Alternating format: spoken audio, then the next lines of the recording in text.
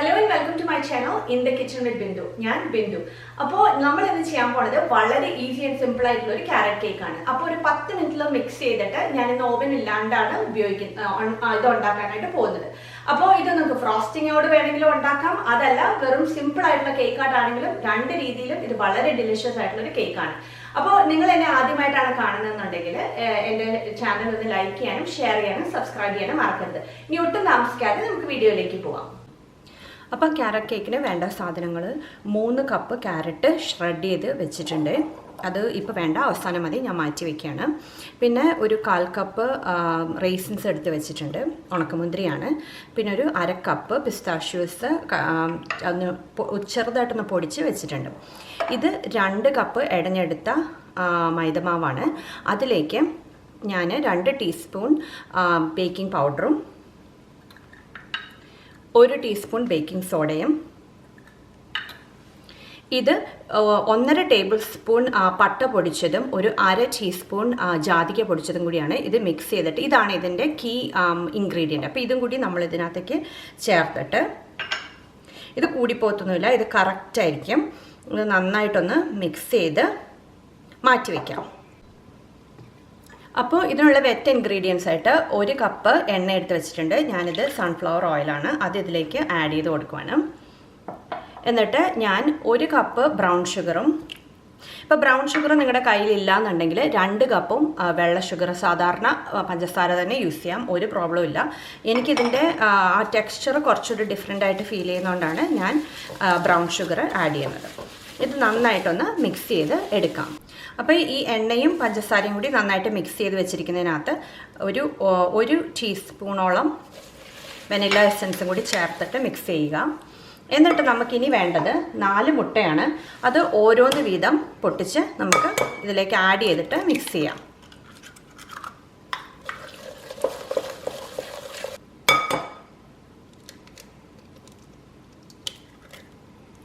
ഇപ്പം 4 മുട്ടയും നമ്മൾ ചേർത്തിട്ടുണ്ട്.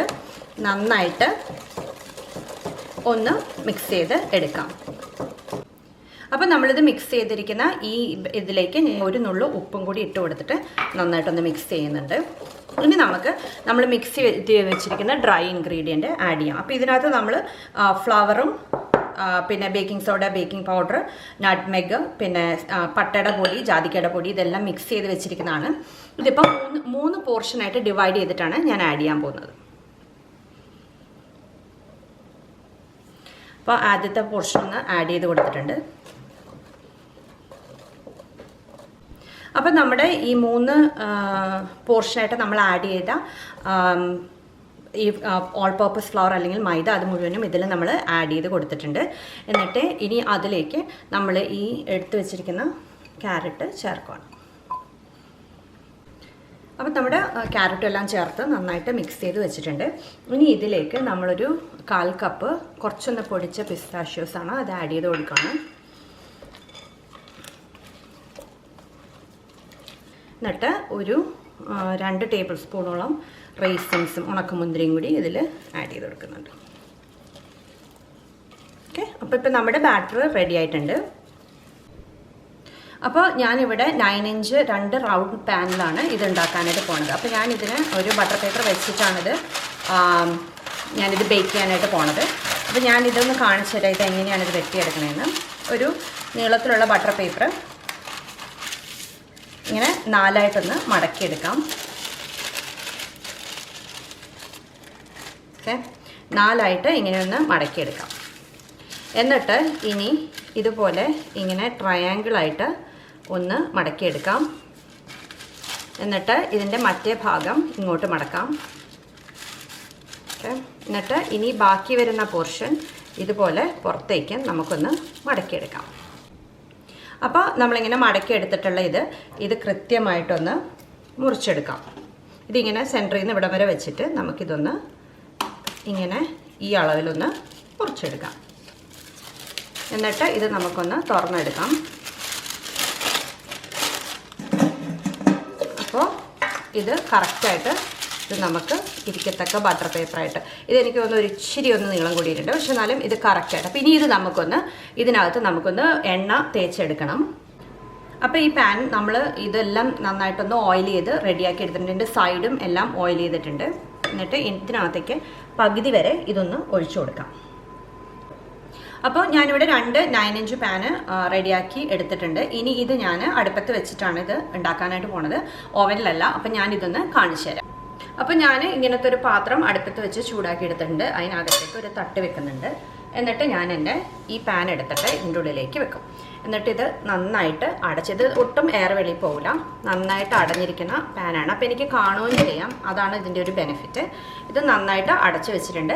ഇനി ഇത് ഏകദേശം 30 മുതൽ 40 മിനിറ്റ് വരെ ഇങ്ങനെ ഇരുന്ന് നമ്മൾ കുത്തി നോക്കുമ്പോൾ കംപ്ലീറ്റ് ആയിട്ട് ഡ്രൈ ആവുന്നിടം വരെ ഇത് വേവണം.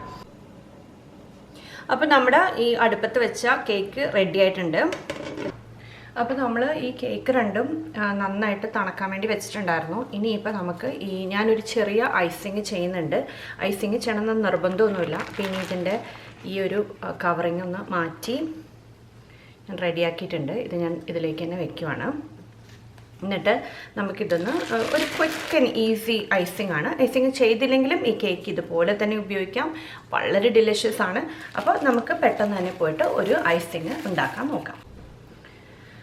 അപ്പോൾ ഞാനിവിടെ ഐസിങ് ഉണ്ടാക്കാൻ പോണത് ഇന്ന് ക്രീം ചീസ് ഫ്രോസ്റ്റിംഗ് ആണ്. ഇപ്പോൾ നിങ്ങളുടെ കയ്യിൽ ക്രീം ചീസ് ഇല്ലയെന്നുണ്ടെന്നുണ്ടെങ്കിൽ നിങ്ങൾക്ക് ബട്ടർ ക്രീം ഉണ്ടാക്കാം. അപ്പോൾ ഇതുപോലുള്ള 3 സ്റ്റിക്ക് ബട്ടർ റൂം ടെമ്പറേച്ചറിലാക്കി പൗഡർഡ് ഷുഗറുമായിട്ട് ബീറ്റ് ചെയ്തെടുത്താൽ മതി. ഇന്നിപ്പോൾ ഞാൻ ക്രീം ചീസാണ് ചെയ്യുന്നത്. അപ്പോൾ ഇങ്ങനെ ബീറ്റ് ചെയ്തെടുത്തിട്ട് ഒരു കപ്പ് പൊടിച്ച പഞ്ചസാരയാണ് എടുത്ത് വെച്ചിട്ടുള്ളത്. ഞാൻ അതിലേക്ക് 1/4 കപ്പ് വീതം കുറേശ്ശെ ഒന്ന് ആഡ് ചെയ്ത് കൊടുക്കുകയാണ്. അപ്പോൾ മുഴുവനും കൂടി ഇട്ടിട്ടുണ്ടെങ്കിൽ ഇത് പെട്ടെന്ന് തെറിക്കും. അപ്പം ഏത് ഹാൻഡ് മിക്സർ ആണെങ്കിലും പെട്ടെന്ന് ഇത് തെറിക്കും. അപ്പോൾ അതുകൊണ്ട് കുറേശ്ശെ ഇട്ടിട്ട് നന്നായിട്ടൊന്ന് ബീറ്റ് ചെയ്തെടുക്കാം. അപ്പോൾ ഇപ്പം ഞാൻ ഫുൾ 1 കപ്പ് പൊടിച്ച പഞ്ചസാര മുഴുവൻ ഇതിൽ ചേർത്തിട്ടുണ്ട്. ഇത് ലാസ്റ്റ് സെക്ഷനാണ്. ഇത് ഒന്നും കൂടി നന്നായിട്ടൊന്ന് അടിച്ചെടുക്കുന്നുണ്ട്. ഇനിയിപ്പോൾ ഇതിലേക്ക് ഞാനൊരു 1/2 കപ്പ് ഹെവി വിപ്പിംഗ് ക്രീം, ഇത് നിർബന്ധമൊന്നുമില്ല, പക്ഷേ ഇതുണ്ടെങ്കിൽ കുറച്ചും കൂടെ ലൈറ്റായിട്ട് ഇത് വരും. ഇതും കൂടി ഒന്ന് ഇട്ടിട്ട് ഞാനിത് 2 പോർഷനായിട്ട് ഒഴിച്ചു കൊടുത്തിട്ട് ഒന്ന് വിപ്പ് ചെയ്ത് എടുക്കുവാണ്. അപ്പോൾ നമ്മൾ കേക്ക് ഐസ് ചെയ്യാനുള്ളൊരു എളുപ്പത്തിന് വേണ്ടിയിട്ട് ഒരു തട്ടിങ്ങനെ വെച്ച് കൊടുത്തിട്ടുണ്ട് ഈ ടേബിളിൽ. അപ്പോൾ നമുക്ക് ഈ കേക്ക് എടുത്ത് മാറ്റാനായിട്ട് എളുപ്പമാണ്. അപ്പോൾ അതിലേക്ക് ഞാൻ ആദ്യത്തെ നമ്മുടെ കേക്ക് എടുത്ത് വെക്കുവാണ്. ഇപ്പം വേറെ ഒന്നും ചെയ്തിട്ടില്ല, അത് വെറുതെ ഒന്ന് എടുത്ത് വെക്കുവാണ്. അപ്പോൾ ഇനിയിപ്പോൾ ഈ ഐസിങ് ഞാനൊരു പകുതി ഐസിങ് ഇതിൻ്റെ മുകളിലേക്ക് ഇട്ട് കൊടുക്കുവാണ്. എന്നിട്ട് നമുക്കിതൊന്ന് സ്പ്രെഡ് ചെയ്ത് കൊടുക്കാം. വളരെ സിമ്പിളായിട്ട്, അല്ലാതെ വേറെ ഒരു പ്രത്യേകിച്ചൊന്നും ചെയ്യുന്നില്ല. എന്നിട്ട് നമ്മുടെ രണ്ടാമത്തെ കേക്കും കൂടി ഇതിൻ്റെ മുകളിലേക്ക് ഒന്ന് വെച്ച് കൊടുക്കാം. ഓക്കെ, എന്നിട്ട് ഇതിൻ്റെ മേൽവശം കൂടി നമുക്കൊന്ന് ഐസിങ് വെച്ച് റെഡിയാക്കി എടുക്കാം.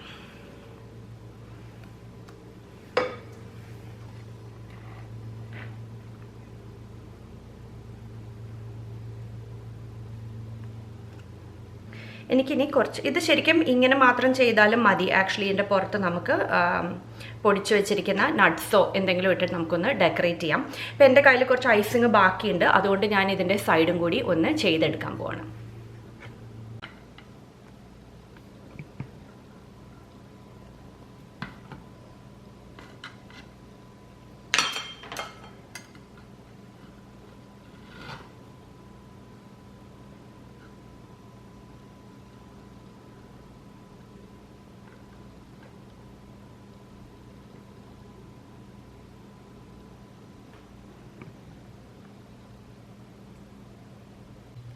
അപ്പോൾ നമ്മുടെ ക്യാരറ്റ് കേക്ക് റെഡി ആയിട്ടുണ്ട്.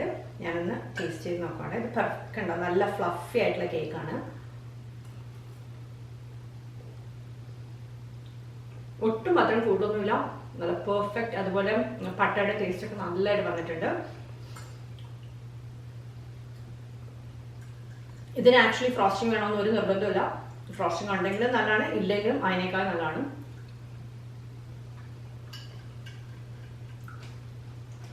അപ്പോൾ നിങ്ങൾ എല്ലാവരും ഉണ്ടാക്കി നോക്കുമെന്ന് വിചാരിക്കുന്നു.